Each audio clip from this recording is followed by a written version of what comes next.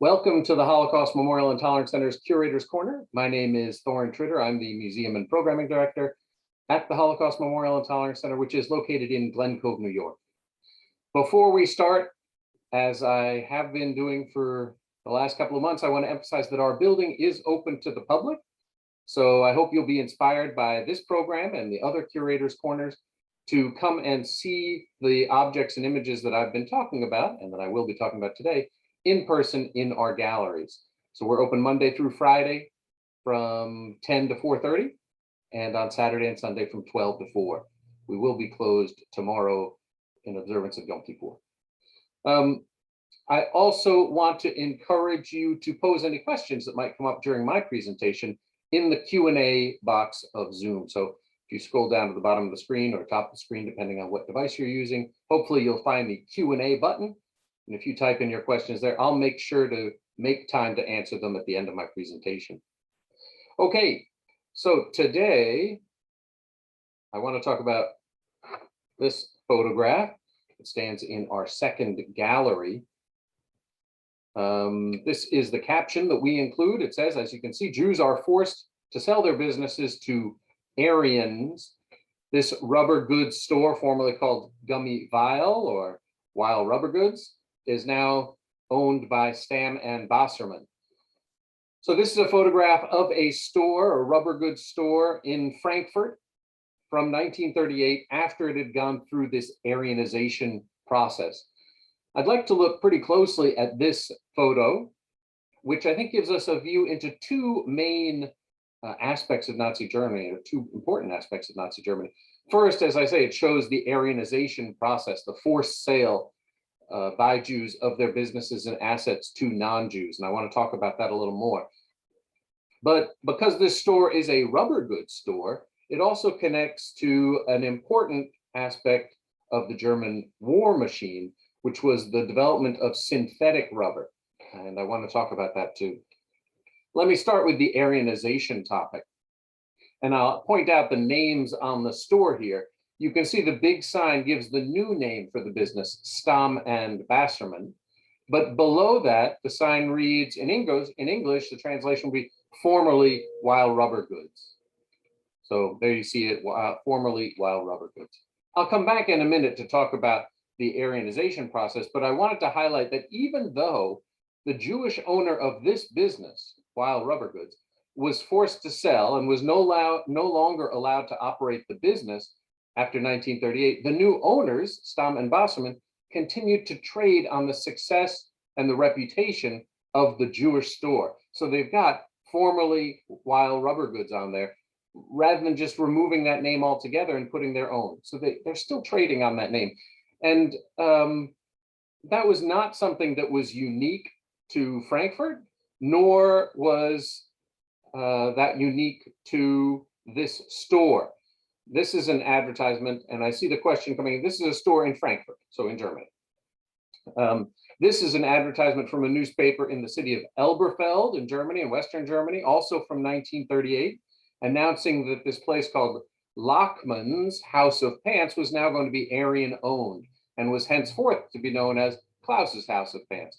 But they're still using and referring to the old name, again, drawing customers in who might have gone to the old Jewish store and relying on that for the new customers.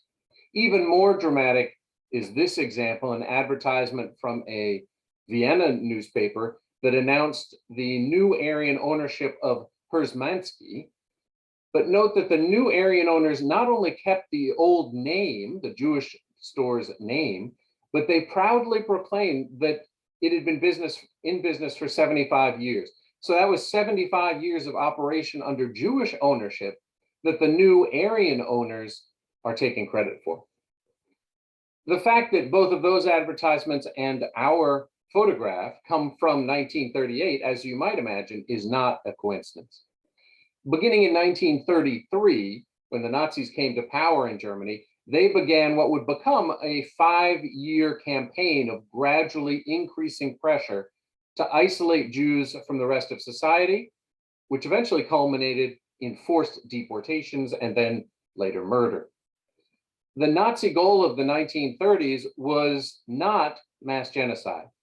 It was instead to get the Jews to leave Germany and to make them leave, significantly, to make them leave without any of their savings. So the Germans wanted the Jews to leave, but to leave all their assets and their money behind. Their businesses were to be sold to Aryan, non-Jewish owners and Aryanized, and their other property was to be confiscated by the Nazi state.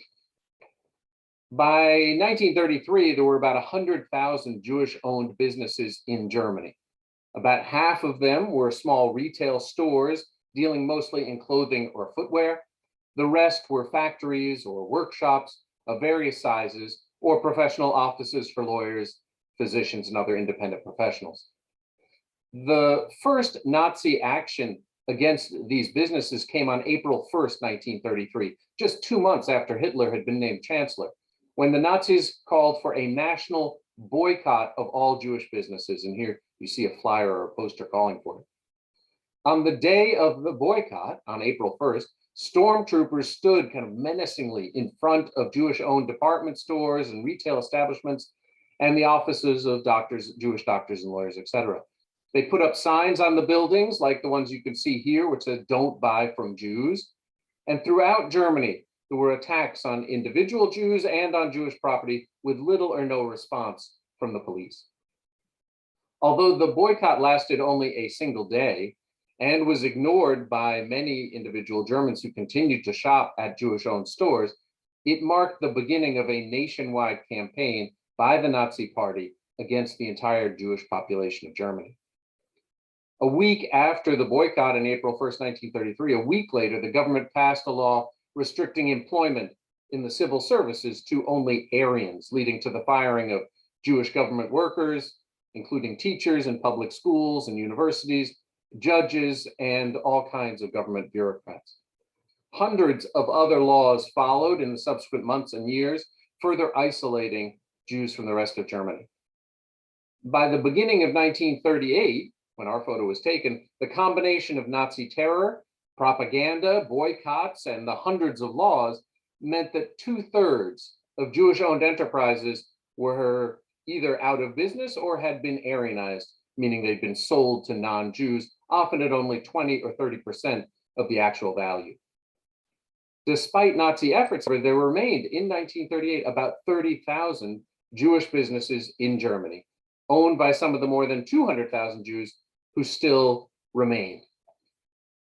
But on November 9th and 10th, the Nazis launched what they hoped would be a final shove to get the remaining Jews to leave Germany and occupied Austria, a state-sponsored attack on Jewish homes, Jewish businesses, synagogues, a campaign that we now know of, or a pogrom that we know now often referred to as Kristallnacht, or the Night of Broken Glass.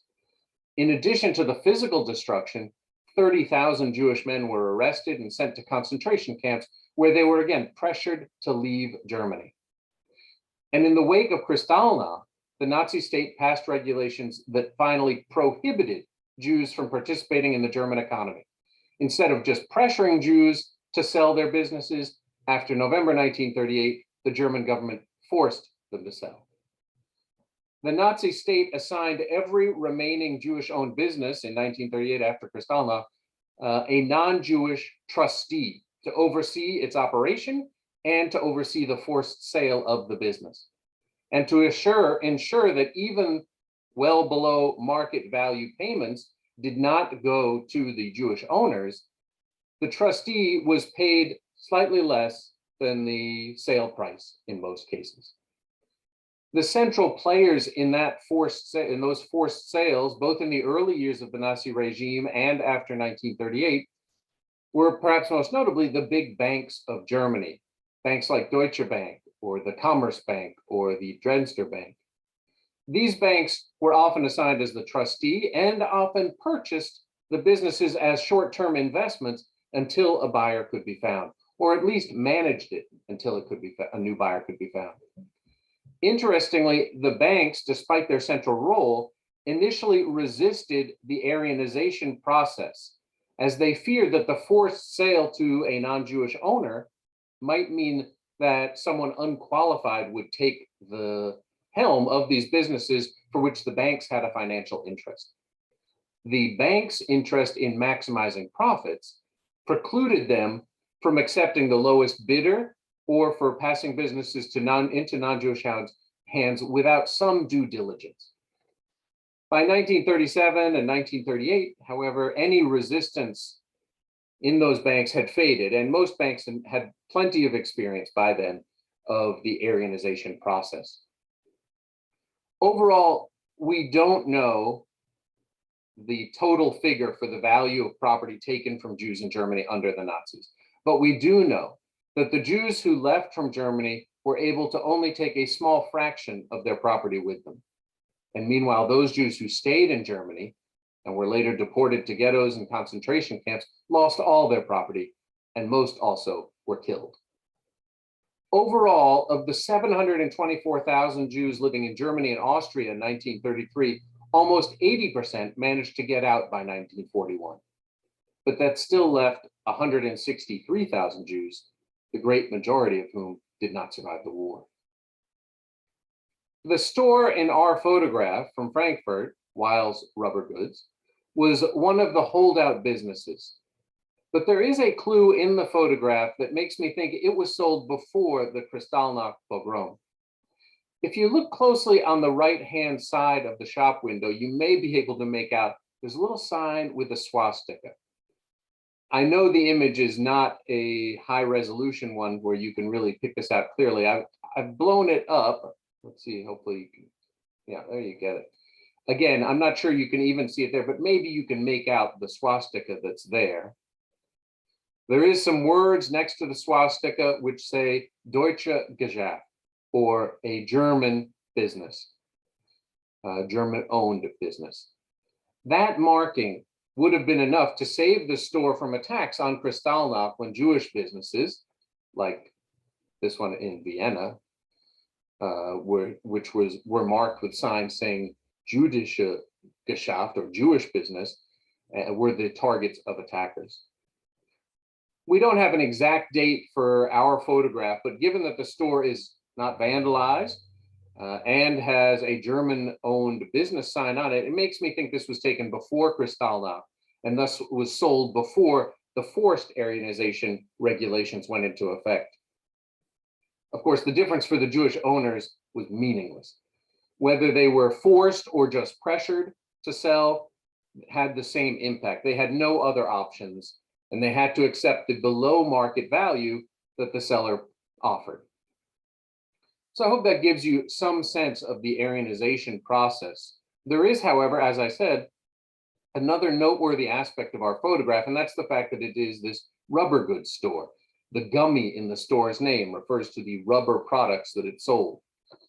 With a close look, I think you can see some of the range of rubber goods available in 1938. Things like raincoats, there we go, rain boots, rain hats, like those on those mannequins there. There's also a boy wearing or a boy mannequin wearing some of those same kinds of clothes in the window, although he is a bit harder to see. Around him, there appear to be some rubber toys like various balls. And on the display on the left of the photograph, it looks like there are kind of toy rubber masks or rubber dolls being displayed. Back in the central window, you can see rubber hot water bottles and a large rubber tub of some kind.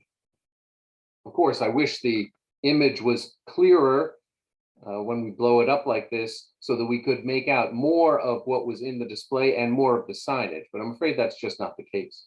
There is one last item that I think may have been available here and is hinted by the medical or pharmacy sign that reads rubber goods, and that is rubber condoms.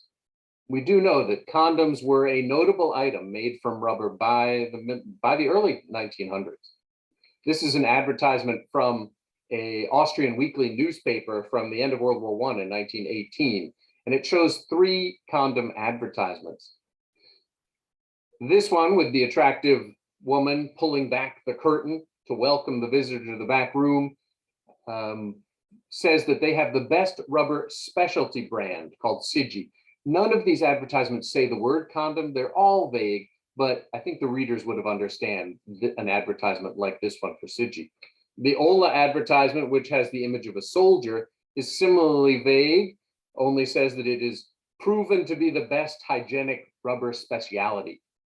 And the third one, with products from the H. Hour rubber goods factory, shows a gentleman sharing his secret that caution hurts unless you buy the quote best hygienic articles from this Viennese company. There were certainly other rubber goods sold for various medical needs, but condoms might well have been one of the items not in display, but that attracted customers to this store in Frankfurt in the 1930s. I mentioned the various things in the window and what this store sold because in the 1930s, rubber production went through a dramatic change. Natural rubber, of course, harvested from trees, had been used by the indigenous cultures of Mesoamerica and then brought to Europe in the middle of the 18th century. So a long history of using it. But from the middle of the 18th century, for the next 125 years, South America remained, excuse me, the main source for rubber, natural latex. But it was the development in the early 1900s of bicycles and automobiles with their need for rubber tires, among other things, that caused demand to surge for rubber in the early 20th century, pushing other countries to begin to cultivate rubber trees, notably England through its Asian colonies, and pushing the search for a synthetic rubber, a man-made product. Here you see how the change followed. In 1900, as you see here, Brazil dominated rubber production, accounting for half of all the world's rubber, while the English colonies at that time produced less than 1%, marked here with 0, and the rest of the world about half altogether. By 1915, just 15 years later, however, there'd been a revolution in production in the British colonies, so that Brazil's share of the market fell to only 23%, while the British colonies, shown in blue, accounted for almost 70% of the world's rubber.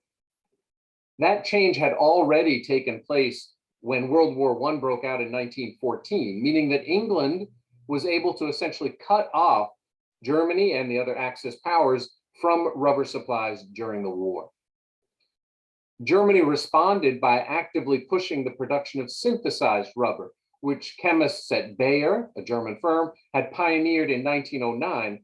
But the fact is that the man-made products, at least by 1914 and 15, were just not as good as the natural rubber. And after the end of World War I, Germany returned to relying on natural rubber imported from other countries. But scientists in Germany continued to explore how to improve the production of the man-made material, particularly as they saw English dominance of the market further grow. By 1920, English colonies produced almost 90% of all the rubber used in the world. The big breakthrough for Germany came in 1926 when a German chemist named Ebert developed a new synthetic rubber from butadiene and natrium, which he called Buna, using the first letters of those two chemicals. Over the next decade, the giant German chemical company IG Farben developed this Buna rubber into a range of products which began to break Germany's reliance on natural rubber. This is a photo of the IG Farben headquarters, built between 1928 and 1930 in Frankfurt. It was the largest building in the world from 1930 all the way until the end of World War II, when the Pentagon was constructed. The rubber was, of course, not IG Farben's only product, but the growth of synthetic rubber production was an important element of the company's success in the 1930s, paving the way for this massive headquarters in Frankfurt. IG Farben's interest in synthetic rubber was, of course, spurred by potential profits, but it was also aided by Adolf Hitler. Hitler came to power in 1933, I said before, and immediately began to plan for war. Well aware of the shortages that had plagued Germany during World War I, he set out a plan for economic self-sufficiency for Germany, especially in metals and rubber. He did not want Germany to rely on imports for these crucial materials for the German war machine. And he turned to IG Farben, providing government financing to help that company to refine and develop Buna rubber for various uses, including tires, hoses, gaskets, belts, things that would be needed for machinery and mechanization. In 1937, 1 year before our photograph was taken, IG Farben presented its new Buna rubber to the world at the 1937 International Exposition in Paris and was awarded the gold medal for its innovations. IG Farben, of course, was not the only producer of synthetic rubber, as various American firms were also involved in research for replacements to natural rubber. America also did not have access to a great supply of natural rubber, so wanted to get its own synthetic materials. This is an advertisement from Time magazine in 1935, highlighting the revolutionary new products being made by Goodrich in America. And as you can see, the advertisement says, remember that rubber in its new forms and compounds developed by Goodrich is really a new material with limitless possibilities. It can flex, it can resist heat, oil, chemicals, abrasion, it can absorb vibration and noise, it can be made in almost any color, texture, or form.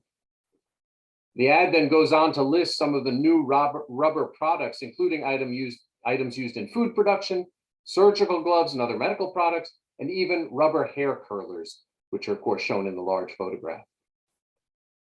These are the kind of products made from new synthetic forms of rubber in various colors that would have been sold at Gummy Vial. The Nazi invasion of Poland in September of 1939 and the beginning of World War II made the successes of IG Farben's synthetic rubber even more important to Nazi Germany. By 1940, Western democracies controlled 93% of the world's production of natural rubber, but Germany no longer had to rely on them for its rubber needs.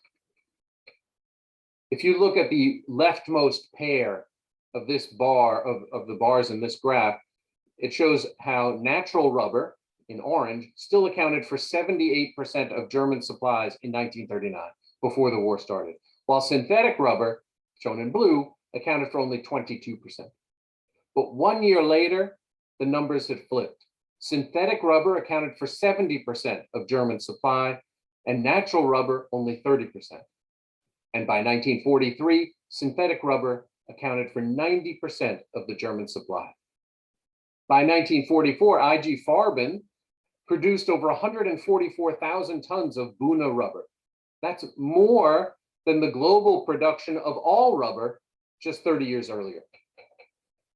Much of that rubber production, by 1944, was being produced with slave labor in a subcamp of Auschwitz that was known as Buna Monowitz, which had opened in 1942.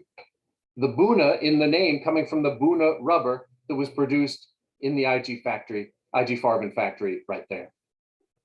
The importance of the Buna works of IG Farben to the German war effort was significant enough to spur the Allies to bomb the IG Farben factories in Monowitz on 4 different occasions between August and December 1944. Here you see an aerial reconnaissance photograph from June of 1944 where the labels were added later on. You can see Auschwitz I and Auschwitz II Birkenau labeled on the map.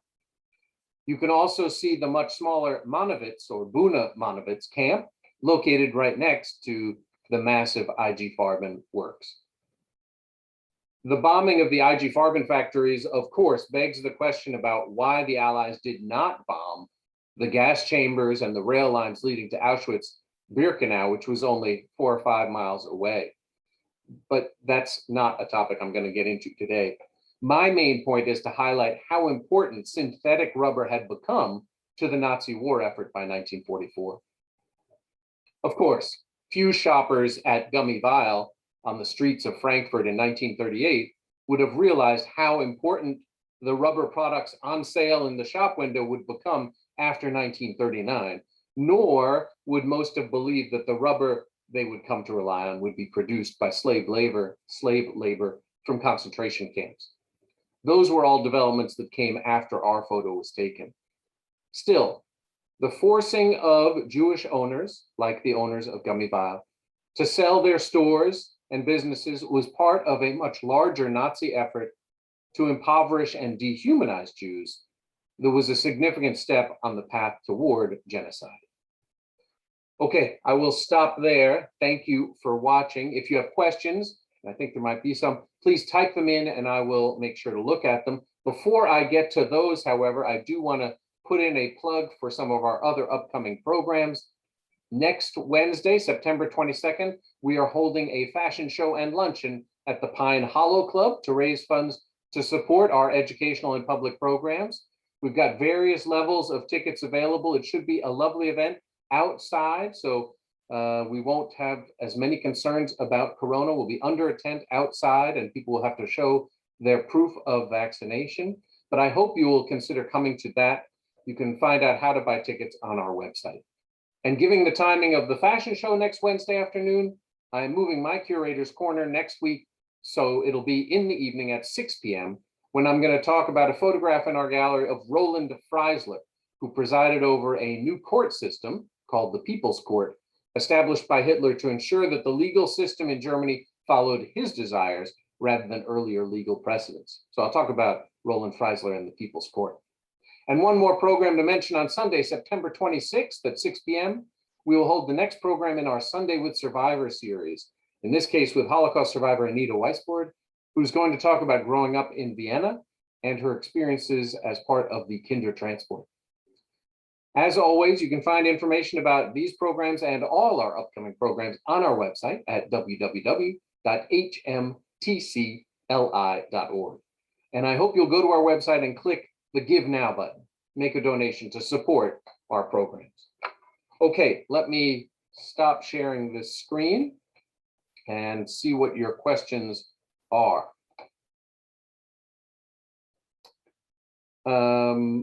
Were the Jewish owners and or employees forced into unemployment, or were they allowed to continue to manage or work in the shops? In most cases, they were forced into unemployment, Felice. It's possible that the new owners would retain their services for some time, but generally speaking, there was a kind of public opposition to, at least by 1938, to having Jewish managers of any kind, and even to have Jewish employees. And so most of what we're talking about is once the stores were sold, the Jewish owners were forced out of the business and had a very, it was unlikely that they would remain involved in any capacity. Were the Jewish, were Jewish people allowed to start and run businesses in other countries when a percentage of them left Germany?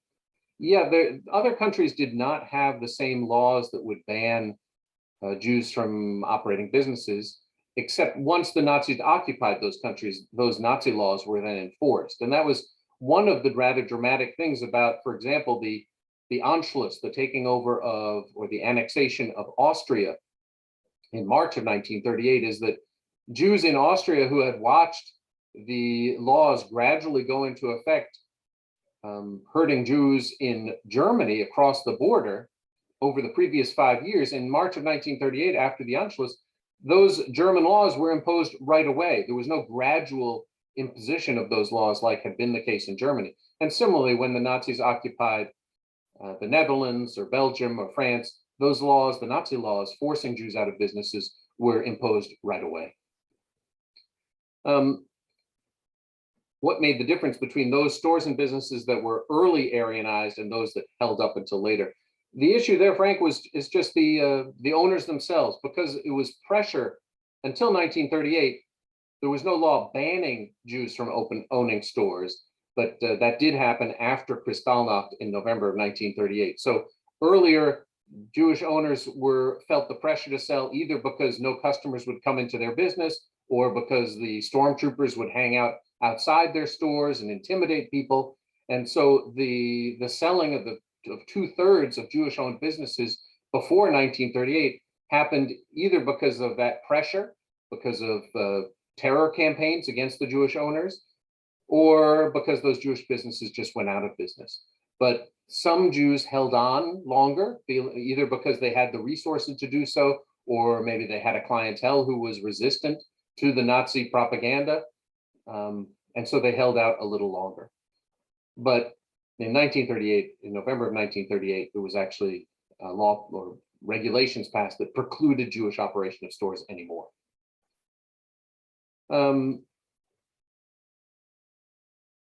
if after Jewish businesses were transferred, did Jews have any legal rights to collect? No.